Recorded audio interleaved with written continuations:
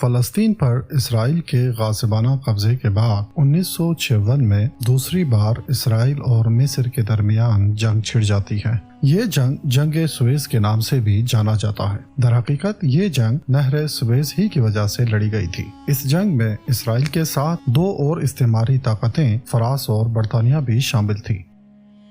اس جنگ کی حقیقت جاننے اور اس جنگ کی علت جاننے کے لیے ہمیں نہر سویز کی مختصر تاریخ بتانے اور اس کی اہمیت کو سمجھنے کی ضرورت ہے۔ جب تک نہر سویز کی جغرافیائی حیثیت کو نہ سمجھے، اس جنگ کی حقیقت کھل کر سامنے نہیں آ سکتی۔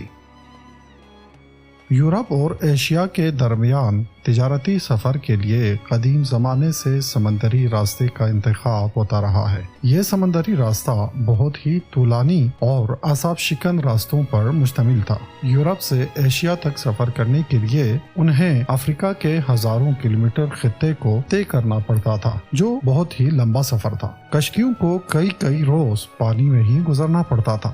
بحیرہ روم سے بحیرہ احمر تک کا سفر طے کرنے کے لیے ہزاروں کلومیٹر طے کرنا بہت سنگین ہوتا تھا۔ اس بیچ میں چونکہ یورپین کا گزر افریقہ سے ہوتا تھا، لہٰذا انہیں مصر کی موجودہ سویز کانال کی پٹی کی شناخت بھی تھی۔ انہیں پتا تھا اگر یورپ سے مصر کشتی سے سفر کرے اور مصر میں 200 کلومیٹر کے احاطے کا سفر کرے تو ہزاروں کلومیٹر کے سفر کو کم کیا جا سکتا ہے۔ لہٰذا صدیوں سال پہلے سے مصر یورپین تجارتی سفر کا مرکز بن چکا تھا۔ بحیرہ احمر سے بحیرہ روم تک کا سفر اگر افریقہ سے ہوتا آئے تو 4500 کلومیٹر کے لگ بھگ بنتا تھا، جبکہ مصر کے اسی پٹی سے ہوتے ہوئے جائیں تو یہ 192 کلومیٹر میں طے ہوتا تھا، یعنی 4000 کلومیٹر فاصلے سے بچ جاتے۔ لہٰذا مصر ہمیشہ سے تجارتی سفر کا راستہ بن چکا تھا۔ لیکن مصری زمینی راستے کو انتخاب کرنا اگرچہ فاصلے کو سمیٹ تو چکا تھا، لیکن ایک مشکل یہ بھی تھی، ہر کشتی کو مصری بندرگاہ پر سامان اتارنا پڑتا، پھر زمینی راستہ طے کرتے ہوئے دوسرے بندرگاہ سے دوبارہ سوار کرنا پڑتا۔ اس کے لیے قدیم سے ہی ایک رائے حل یہ پیش ہوا تھا کہ بحیرہ احمر اور بحیرہ روم کی اس پٹی پر کوئی نہر بنا کر ان دونوں سمندروں کو ملایا جائے تاکہ ہمیشہ کے لیے ایک سمندری روٹ بن جائے، لیکن اس نظریے پر عمل درآمد نہیں ہو سکا۔ یہاں تک کہ 19ویں صدی میں فرانس کی حکومت نے اس تصور کو عملی جامہ پہنانے کی ٹھان لی۔ مصر اور فرانس کے درمیان معاہدہ طے پایا، اس پروجیکٹ پر فرانس سرمایہ کاری کرے گی، اس سے ملنے والے سود کا 66% حصہ فرانس کا ہوگا، جبکہ اس کے 44% نفع پر مصر کو حق ہوگا۔ معاہدہ کے طے پانے کے فوراً بعد 1859 میں اس بڑے پروجیکٹ پر فرڈینانڈ ڈی لیسپس کی نگرانی میں کام شروع ہوا۔ اس کام میں 15 لاکھ مزدوروں سے مدد لی گئی۔ روزانہ 30,000 مزدور کام میں مشغول ہوتے۔ یہ پروجیکٹ 10 سال میں مکمل ہوا، یعنی 1869 میں پائے تکمیل تک پہنچا۔ یہ کام اس قدر سخت اور جان لیوا تھا کہ اس پروجیکٹ کی تکمیل کے دوران کئی ہزار افراد وفات پا چکے تھے۔ فرانسیسی سرمایہ کاروں نے ایک ظلم یہ بھی کیا ہوا تھا کہ مصری مزدور جو اس کام میں مشغول تھے انہیں بہت کم مزدوری دیتے، جبکہ ان سے کام زیادہ لیتے۔ بالآخر 15 نومبر 1869 میں اس پروجیکٹ کا باقاعدہ افتتاح ہوا۔ مصری بادشاہ، یورپ کے سلطنتی خاندان، فرانس کے حکام اور روس کے حکام نے اس افتتاحی پروگرام میں شمولیت اختیار کی۔ یوں مصر کے لیے درآمد کا ایک نیا دروازہ کھل چکا تھا۔ روزانہ سینکڑوں کشتیاں اس کانال سے گزرتے اور وہ اپنے گزرنے کی لاکھوں کرایہ بھی دیتے۔ اس پروجیکٹ سے بعد میں حاصل ہونے والی منفعت پر اس وقت کی استعماری قوت برطانیہ کی نگاہ تھی، لہٰذا اس نے مستقیم طور پر سرمایہ کاری کرنے کے بجائے ایک شیطانی نقشہ یوں کھینچا تھا کہ اس نے مصر کے اپنے کارندوں کے ذریعے بادشاہ میں یہ لالچ پیدا کی تھی کہ برطانیہ سے بڑی مقدار میں قرضہ حاصل کرے۔ برطانیہ نے طے شدہ نقشے کے تحت بڑی مقدار میں رقم قرضہ پر دیا، ساتھ میں اس سے سود بھی لیتے رہے۔ لیکن مصر کی اقتصادی حالت بہت خراب تھی۔ برطانیہ اس سے آگاہ بھی تھے، اسی لیے قرضہ دیا تھا تاکہ قرضہ اور سود وقت پر ادا نہ کر سکے۔ ایسا ہی ہوا، سود بھی بڑھتا گیا اور قرض کا اصلی پیسہ بھی واپس نہیں کر سکا۔ جب برطانیہ کو احساس ہوا کہ اب مصری قومی خزانہ خالی ہے تو اس نے مصری اسماعیل پاشا سے قرض اور سود واپس مانگا۔ اسماعیل پاشا پریشان ہو گئے، قومی خزانہ خالی ہے، اتنی بڑی رقم کہاں سے ادا کرے؟ اسماعیل کی پریشانی کو دیکھ کر انہوں نے اپنا نقشہ سامنے رکھا اور کہا اس قرضے کے بدلے میں کانال سوئس کے مصری حصہ برطانیہ کو بھیج دے، یوں قرض معاف ہو جائے گا۔ اسماعیل پاشا سہم گئے، لیکن اس کے سامنے کوئی اور راستہ نہیں تھا۔ قرض اور سود اس قدر زیادہ تھا کہ اسماعیل کے سامنے کانال سوئس سے ہاتھ دھونے کے سوا کوئی چارہ نہیں تھا۔ 1875 یعنی کانال سوئس کے بننے کے 6 سال بعد مصر کو اس کانال سے ہاتھ دھونا پڑا۔ اب مصر کی سرزمین سے لاکھوں ڈالر فرانس اور برطانیہ کے قبضے میں تھی۔ روزانہ سینکڑوں تجارتی کشتیاں اس کانال سے گزرتے، جبکہ ان کشتیوں سے ملنے والے سود کا 1% بھی مصر کے پاس نہیں آتا، بلکہ یہ لاکھوں ڈالر کمپنی آف کانال سوئس کے پاس چلے جاتی۔ اس کمپنی کو چلانے کے لیے یورپ کے ہزاروں جوانوں کو لایا گیا تھا، جبکہ مصری باشندے کو چھوٹے موٹے کام پر لگا دیتے۔ برطانیہ نے اس نہر پر قبضے کو مستحکم کرنے کے لیے 70,000 فوجیوں کو یہاں تعینات کیے تھے، تاکہ مصری حکومت یا عوام اپنے ملکی سرمایہ کو دوبارہ حاصل نہ کر سکے۔ مصری عوام کو کانال مصر دیکھنا بھی نصیب نہیں ہوتا تھا۔ مصریوں میں شدید احساس غلامی ابھرنے لگی تھی۔ ان کی دلی آرزو بن گئی تھی کہ غاصب فرانسیسی اور برطانوی حکومت ان کا ملک چھوڑ کر چلے جائے اور ان کی قومی سرمایہ انہیں واپس کیا جائے۔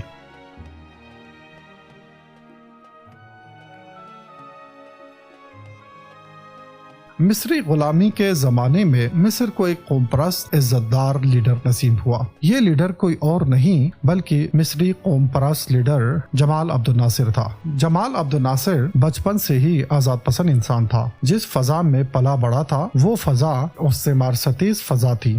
عربوں میں قوم پرستی زیادہ ہوتی ہے، لہٰذا وہ غیر عرب کو بڑی مشکل سے قبول کرتے ہیں۔ اس فضا میں استعماری غلبے اور ان کے استثماریت کے بارے میں ہر گلی محلے میں چرچا ہوتی تھی۔ ہر کوئی استعماری طاقتوں سے نجات کا سوچتے رہتے تھے۔ ہر نوعمر جوان کی طرح جمال عبد الناصر بھی مصری آزادی کو جنگی پہلو سے دیکھتے تھے۔ اسے لگتا تھا فوجی راستہ ہی اصلی راستہ ہے جس کے ذریعے ان استعماری طاقتوں کو ملک سے باہر دھکیلا جا سکتا ہے۔ لہٰذا اس پرجوش جوان نے 1937 میں فوجی افسر کا امتحان دیا، جس میں وہ کامیاب ہوئے۔ یوں اسے ایک چھوٹے فوجی دستے کا کمانڈ مل گیا۔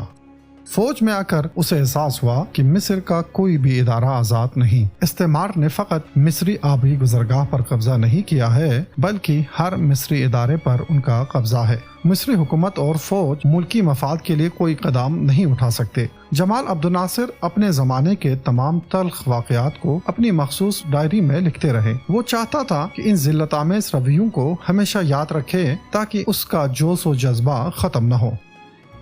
اس کے فوج میں جانے کے 11 سال بعد 1948 میں استعمار نے فلسطینی ریاست پر اسرائیل کا اعلان کیا۔ یہ خبر بجلی کی طرح ہر عرب قوم پرست افراد پر گرا۔ چند عرب ممالک کے ساتھ مل کر مصر نے بھی اسرائیلی جرثومے کو نابود کرنے کی ٹھان لی۔ جس دن اسرائیل کا اعلان اقوام متحدہ میں ہوا، اسی رات ان تمام ممالک نے اسرائیل پر دعویٰ بول دیا۔ اس جنگ میں جمال عبد الناصر بھی شامل تھا۔ اس کے پاس مصری فوج کا ایک چھوٹا دستہ تھا۔ وہ اس دستے کے ساتھ اسرائیل پر حملہ آور ہوتا ہے۔ جمال عبد الناصر ایک قوی خطیب بھی تھا۔ ایک طرف قوم پرستی کا جذبہ، دوسری طرف اسرائیل کو مٹانے کا جذبہ، تیسری طرف ایک قوی خطیب جس نے اپنے جذبات کو اپنے فوجی دستے میں ایسا بھر دیا کہ وہ ایک ناقابل تسخیر فوجی دستہ بن گیا تھا۔ جمال اپنے پرجوش فوجی دستے کے ساتھ اسرائیل کے اندر گھس گئے۔ وہاں بڑی دلیری سے لڑے، دشمنوں کو بھگایا۔ اس قدر دشمنوں کے اندر گھس گئے تھے کہ محاصرے میں آ گئے۔ 1948 کی شدید ترین جنگ جمال عبد الناصر کے کھاتے میں آیا، لیکن قومی جذبے اور قومی سربلندی کا جذبہ انہیں تسلیم ہونے سے روک رہے تھے۔ اسرائیل اور عرب ممالک میں جنگ بندی ہو چکی تھی، لیکن فقط ایک پٹی پر جنگ جاری تھا۔ وہ پٹی جمال عبد الناصر کے فوجی دستے کی موجودگی والی جگہ تھی۔ تمام عرب ممالک تسلیم ہو گئے تھے، عقب نشینی کر چکے تھے، لیکن جمال عبد الناصر اپنے فوجی دستے کے ساتھ محاصرے میں بھی ڈٹے ہوئے تھے۔ اسرائیل نے پوری زور اس پٹی پر لگائی کہ اس دستے کو ختم کرے یا تسلیم کرائے، لیکن انہیں کیا خبر تھی یہاں ایک تسلیم نہ ہونے والا فوجی ارادہ موجود ہے۔ غذائی قلت، پانی کی بندش، ایمونیشن کی کمی، لیکن ایک چیز بھرپور تھی، وہ ارادہ، ڈٹنے کا ارادہ۔ 4 مہینے تک جمال عبد الناصر اپنے فوجی دستے کے ساتھ ڈٹے رہے۔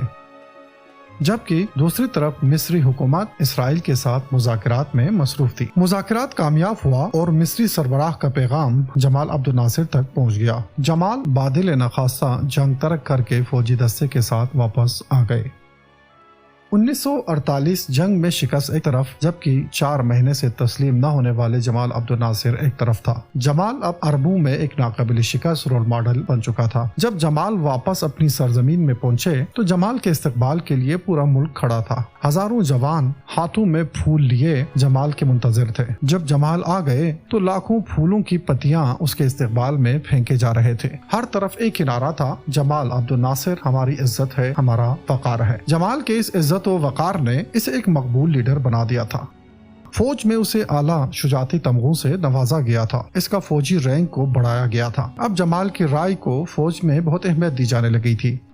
جمال عبد الناصر نے اس فرصت سے فائدہ اٹھایا اور قابل بھروسہ فوجی افسروں کی ایک ٹولی بنائی، ایک ذیلی گروہ بنائے۔ فوج میں ان افراد کی شناخت کی گئی جو شجاعت، فراست اور قومی جذبہ رکھتا ہو۔ اس طرح سے ایک گروپ فوج کے اندر جمال نے اپنے لیے بنا لیا۔ جمال عبد الناصر اور ان کے ہم خیال افسروں کا کہنا تھا، ملک کی ترقی کے لیے موجودہ حکومت کو گرا کر اس پر اچھے اور مفید حکمرانوں کو لانے کی ضرورت ہے۔ وہ فوجی بغاوت کے قائل تھے۔ فوجی مداخلت سے ملکی سیاسی نظام میں تبدیلی لایا جا سکتا ہے۔ اس منصوبے کو عملی کرنے اور سرعت دینے میں 1952 کے کچھ اہم رویداد کا بڑا ہاتھ ہے۔ 1952 میں مصر میں ایک گوریلا تحریک شروع ہو جاتی ہے۔ کچھ مصری گروہوں نے برطانیہ اور فرانس کے خلاف گوریلا کارروائیاں شروع کی۔ شہر اسماعیلی میں یہ کارروائیاں شروع ہوئی۔ اس کارروائی کے دوران ہزاروں مصری جوان شہید ہوئے۔ حکومت کی توجہ اس طرف چلی گئی۔ یہ ایک بہترین فرصت تھی۔ جمال عبد الناصر نے اپنے حمایتی فوجی افسران، جنہیں آزاد افسر کا عنوان دیا گیا تھا، ان کے ذریعے حکومت تبدیل کرنے کی ٹھان لی۔ 23 جولائی 1952 جمال عبد الناصر اپنے ساتھیوں سمیت دارالحکومت پہنچ گئے اور اس وقت کے مصری حاکم ملک فاروق تک پیغام پہنچایا کہ اب مصری فوج اس کے تابع نہیں ہے، اس کی حکومت کا خاتمہ ہو چکا ہے۔ جمال عبد الناصر نے بادشاہ کو اجازت دے دی تھی کہ وہ اپنے اہل عیال کے ساتھ اٹلی ہجرت کر جائے اور وہاں زندگی بسر کرے۔ جمال عبد الناصر نے ملک فاروق کے بجائے فوجی جنرل محمد نجیب کے ہاتھوں ملک کی باغ دوڑ دے دی تھی۔ اگرچہ حکومت بظاہر جنرل محمد نجیب کے ہاتھوں میں تھی، جبکہ حقیقت میں سارے فیصلے جمال عبد الناصر لیتے تھے۔ جمال عبد الناصر پیچھے رہ کر حکومت چلاتے۔ یہ بات جنرل محمد نجیب کو برا لگا تھا۔ اس نے کوشش کی جمال عبد الناصر کو ہٹا کر پوری ریاست پر قبضہ کرے۔ یہ خبر جب عبد الناصر تک پہنچی تو اس نے جنرل نجیب کو مسند سے ہٹانے کا فیصلہ کیا، لہٰذا اس نے 1954 میں سامنے آنے کا فیصلہ کیا۔ یوں مصر کی باغ دوڑ جمال عبد الناصر کے ہاتھوں میں آ گئی۔ اب مصر کا بے تاج بادشاہ جمال عبد الناصر بن گیا تھا۔ جمال عبد الناصر اگرچہ حکومت کی گدی پر براجمان تو ہو چکے تھے، لیکن اس کے سامنے شدید اقتصادی بحران بھی تھا۔ اسے حکومت سنبھال کر یہ احساس ہو گیا تھا کہ دیگر ممالک سے تعاون کے بغیر ملک کی ترقی ممکن نہیں۔ جمال نے مصر کو اقتصادی بحران سے نکالنے کے لیے زرعی ترقی کا منصوبہ پیش کیا، جو کئی ذیلی پروجیکٹ پر مشتمل تھا۔ ایک میگا پروجیکٹ جو ڈیم، بجلی اور زرعی کانال پروجیکٹ پر مشتمل تھا، جو $400 ملین کا میگا پروجیکٹ تھا۔ یہ اس زمانے میں بہت بڑی رقم تھی۔ جمال نے اس کے لیے عرب اور مغربی ممالک سے تعلقات بہتر بنانا شروع کیا۔ اس کی نگاہیں ورلڈ بینک پر ٹکی ہوئی تھی کہ وہاں سے قرضہ لے کر اس پروجیکٹ کو پائے تکمیل تک پہنچائیں۔ ورلڈ بینک امریکہ اور برطانیہ کے تابع تھی۔ اس وقت جمال کا امریکہ اور یورپ کے ساتھ تعلقات اچھی تھی۔ جب جمال نے قرضے کا تقاضا کیا تو امریکہ اور برطانیہ راضی ہو گئے۔ اس رضایت کی وجہ اس زمانے کی سرد جنگ تھی۔ مغرب اور سوویت یونین کے درمیان سرد جنگ کا اعلان ہو چکا تھا۔ سوویت یونین اشتراکی انقلاب کے ذریعے پوری دنیا پر قبضہ کرتے جا رہے تھے، جبکہ مغرب نے اشتراکی نظام سے مقابلہ کے لیے چھوٹے موٹے اقتصادی منصوبہ پیش کیا تھا تاکہ وہ ممالک مغربی بلاک سے نکل نہ جائے۔ جمال عبد الناصر کے زرعی پروجیکٹ بھی اسی منصوبے کا حصہ تھا تاکہ سوویت یونین بلاک میں مصر داخل نہ ہو سکے، لہٰذا امریکہ اور برطانیہ نے اشتراکی بلاک کا راستہ روکنے کے لیے ورلڈ بینک کا دروازہ مصر پر کھول دیا۔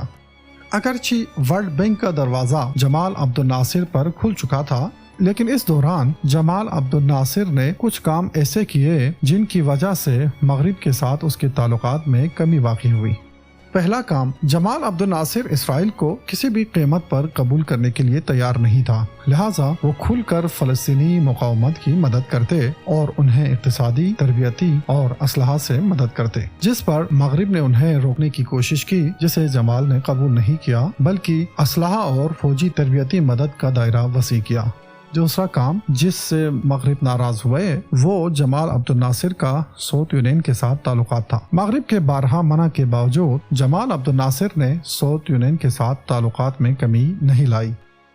جمال عبد الناصر کا اگلا منصوبہ فوجی طاقت بڑھانے کا منصوبہ تھا۔ نئے ہتھیار، نئے ٹینک، نئے بارودی مواد وغیرہ سے اپنی فوجی توانائی کو بڑھانا تھا۔ مغرب کو یہ منصوبہ کسی بھی صورت قابل قبول نہیں تھا، کیونکہ وہ جانتے تھے کہ اگر مصر کو فوجی لحاظ سے قوی بنائیں تو اس کا لازمی نتیجہ اسرائیل کی نابودی ہے۔ امریکہ اور برطانیہ دونوں نے واضح طور پر اسلحے کی مدد کرنے سے انکار کیا۔ مغرب سے اسلحہ لینے سے ناامید ہونے کے بعد جمال نے سوویت یونین کا رخ کیا۔ سوویت یونین بھی یہی چاہتا تھا کہ مصر بھی اشتراکی جنگ میں اس کا شریک ہو، لہٰذا اس نے بلا توقع جمال کی پیشکش قبول کی۔ یوں 1955 میں سوویت یونین کا پہلا اسلحہ سے بھرا ہوا کشتی مصر کے اسکندریہ پورٹ پر لینڈ ہوا اور مصری فوج نے اسے تحویل میں لی۔ ان کے اس اقدام نے دنیا کے سامنے اسے کمیونسٹ بلاک کے طور پر متعارف کرایا۔ مغرب نے مشرقی بلاک کا پیادہ قرار دے کر اس سے لا تعلقی کا اعلان کیا۔ 19 جولائی 1956 میں واشنگٹن میں امریکی وزارت خارجہ نے مصری سفیر کو بلا کر ورلڈ بینک سے قرضہ نہ دینے کا اعلان سنایا۔ یوں باقاعدہ طور پر مصر اور مغرب کے تعلقات مکمل طور پر قطع ہو گئے۔ جب امریکہ نے ورلڈ بینک سے قرضہ دینے سے منع کیا اور مصر کے ساتھ کیے ہوئے معاہدوں کو توڑ دیا تو مصر کے تمام میگا پروجیکٹ رک گئے، مصر کی اقتصادی ترقی رک گئی، مصر کے لیے بنائے گئے تمام منصوبوں میں توقف آ گئے۔ جمال عبد الناصر کے پاس مصر کو ترقی دینے کے لیے مصری کانال کو قومی تحویل میں لینے کے سوا کوئی راستہ نہیں بچا تھا۔ جمال نے اپنے بااعتماد ساتھیوں کو مخصوص کمرے میں بلایا۔ جمال کا قریبی وفادار ساتھی محمود یونس کو قریب بلا کر کہا کہ میں مصری کانال کو قومی تحویل میں لینے جا رہا ہوں۔ جمال نے کہا کہ 26 جولائی 1956 کی رات جب میں ریڈیو پر مخصوص کوڈ ورڈ استعمال کروں گا تب تم اپنے 30 ساتھیوں سمیت کانال سوئس کے دفتر پر قبضہ کر لینا۔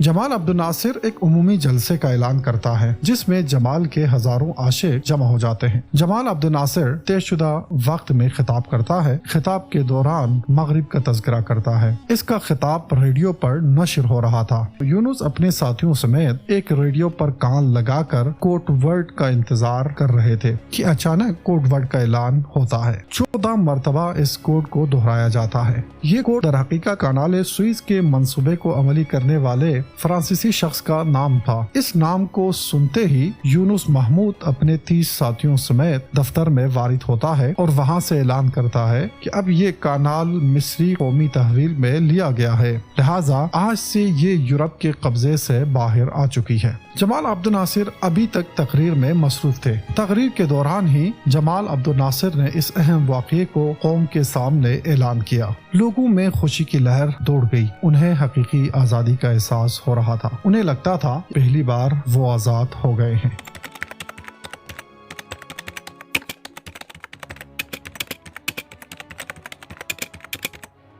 کانال سوئس پر قبضے کا سن کر فرانس اور برطانیہ آگ بگولا ہو گئے۔ انہیں مصر کی جانب سے اس طرح کے اقدام کی توقع نہیں تھی۔ ان کے توقع کے برعکس اچانک مصر نے نہر سوئس کے انتظامات کو تحویل میں لیا تھا۔ اس کی وجہ سے برطانیہ اور فرانس کی عالمی ساکھ کے ساتھ مفادات بھی خطرے میں پڑ گئی تھی۔ فرانس اور برطانیہ نے فوراً ایک دوسرے کے ساتھ ملاقات کی۔ اس ملاقات میں یہ طے پایا کہ دونوں ممالک مشترکہ طور پر مصر پر حملہ آور ہوں گے۔ آخر میں اسرائیل کو بھی اس جنگ میں شریک کرنے کا فیصلہ کیا۔ ان کا یہ نقشہ تھا کہ 3 طرف سے مصر پر حملہ آور ہوں گے۔ پر حقیقت اسرائیل کو اس جنگ میں شریک کرنے کا مقصد یہ تھا کہ صحرائے سینا اسرائیل کے قبضے میں دے دے، یوں ہمیشہ کے لیے مصر اسرائیل کے زیر نظر رہے۔ 22 اکتوبر 1956 میں فرانس اور برطانیہ کے وزرائے خارجہ نے اسرائیلی وزیر اعظم بن گوریون سے ملاقات کی۔ اس میں مصر پر حملے کا حتمی نقشہ طے پایا۔ 24 اکتوبر 1956 کو تینوں ممالک نے اس معاہدے پر دستخط کیا۔ जो 20 अक्टूबर 1956 में इसराइली फौजी दस्ते छतरियों की मदद से सहराए सीना में उतर गए। जमाल अब्दुल नासिर ने इसराइली फौज से मुकाबला के लिए अपने तमाम फौजी दस्ते भेजे, लेकिन इसराइली फौज सहराए सीना में पहले से घात लगाए बैठी थी। जो ही मिस्री फौजी दस्ते वारिद हुए, अचानक इसराइली फौजियों ने हमला किया। इस अचानक और बेखबर हमले ने मिस्री फौजी दस्तों को शदीद नुकसान पहुंचाया। बड़ी तादाद में फौजी मारे गए। मिस्री टैंक और दीगर जंगी वसाइल नाबूद हो गए। बाकी फौज जान बचाकर भाग गए। इस मरहले में शिकस्त का असर खुद जमाल अब्दुल नासिर पर भी पड़ा था। वो बहुत ज्यादा परेशान हो गए थे। इसराइली हमले के दूसरे दिन बरतानिया और फ्रांस ने अल्टीमेटम दिया, कानाल मिस्र के नजदीक जंग से गुरेज करे, गुजरने वाले तिजारती कश्तियों की आमदरफ्त में खलल ईजाद न करे। दूसरा मुतालबा ये किया कि फ्रांसीसी और बरतानवी अफवाज को मुवक्कती तौर पर मिस्र में दाखिल होने की इजाज़त दी जाए। जमाल अब्दुल नासिर ने एक दुकानदार तकरीर में फ्रांस और बरतानिया के इस मुतालबे को मानने से इनकार किया। 31 अक्टूबर 1956 को बरतानिया और फ्रांस ने मिस्री शहरों पर हमला शुरू किया। बमबारी का ये सिलसिला मुसलसल 5 दिनों तक जारी रही। 5 दिन बाद बरतानिया ने अपने 700 फौजी छतरी की मदद से मिस्र बंदरगाह पर उतार दिए और शहर पर फ्रांस और बरतानिया के फौज ने कब्जा जमा लिया। मिस्री अवाम ने रजाकाराना तौर पर इन काबिज फौजियों के खिलाफ लड़ने का अज़्म किया। लिहाजा फ्रांस और बरतानिया ने यह अज़्म किया कि इस शहर में जो भी दिखे उसे मार दे। ऐसा ही किया। सैकड़ों मिस्री मर्द व ज़न को बेकसूर मार दिया गया। जमाल अब्दुल नासिर ने मगरिब पर दबाव डालने के लिए कानाल सुएज में कश्तियों की आमदरफ्त को बंद करने का अज़्म किया। लिहाजा हुक्म दिया कश्तियों के इर्द गिर्द हमला किया जाए ताकि दोबारा कोई कश्ती उस तरफ न आए, ताकि मगरिब मिस्री लाशों पर खड़े होकर मिस्री सरमाए से फायदा न उठाए। अब तक इस जंग में सोवियत यूनियन का किरदार सिर्फ असलहा फराहम करने का था, लेकिन जब मुशाहिदा किया कि मिस्र पर से उसकी गिरफ्त ढीली पड़ती जा रही है, उसने बाकायदा जंग में दाखिल होने का ऐलान किया। सोवियत यूनियन ने ऐलान किया कि अगर ये जंग खत्म न की गई तो पेरिस, लंदन और तल अवीव पर हमलावर होंगे। यहाँ तक कि उन्होंने एटम बम इस्तेमाल करने तक की धमकी दी। इस धमकी के बाद नई आलमी जंग छिड़ जाने का खतरा बढ़ गया। अक़वाम मुत्तहिदा ने सालिसी का किरदार अदा किया, हमलावरों को जंग बंद करने और मिस्र छोड़ने का इंदिया दिया। जबकि यूरोप की निगाहें अमेरिका पर टिकी हुई थी, उनकी उम्मीदें अमेरिका से वाबस्ता थी। अमेरिका ने इस जंग में शामिल न होने का ऐलान किया, किसी भी किस्म की जंगी इक़दामात से लाताल्लुक़ी का ऐलान किया। इसकी वजह से यूरोप का पलड़ा हल्का हो गया। फ्रांस और बरतानिया को मिस्र तर्क करना पड़ा। 6 नवंबर 1956 को जंगबंदी का ऐलान किया गया। यूं 1956 की जंग में मिस्र को सोवियत यूनियन की शमूलियत ने फतह से हमकिनार किया। अगरचे जंग ने मिस्र को शदीद नुकसान पहुंचाया था, लेकिन जंगबंदी और नहर सुएज पर मिस्री तसल्लुत ने मिस्र में खुशी की लहर दौड़ाई। जमाल अब्दुल नासिर एक अरब लीडर के तौर पर सामने आ गए थे। जमाल अब्दुल नासिर के इक़दामात ने दुनिया के मुख्तलिफ ममालिक पर अपना असर छोड़ा था।